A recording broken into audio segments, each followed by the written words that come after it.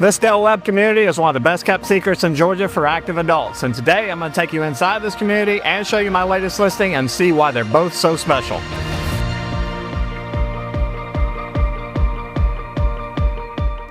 Here, every day feels like a vacation. Included in your normal HOA fees are, within the 45,000 square foot amenity center, is the state-of-the-art fitness center, multiple pools, both inside and out, tennis, bocce ball, recently updated pickleball courts. Elsewhere in the golf cart community are walking trails, softball field, dog park, grandchildren's playground, and if that's not enough, the local activities director can always help you find which of the 45 special interest groups interest you. It's not just a neighborhood, it's a lifestyle hub where your neighbors quickly become friends.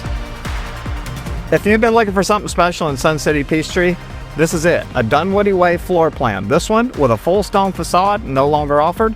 All three, a screened-in porch, covered patio, and an open-air patio, all meticulously maintained and landscaped by my seller.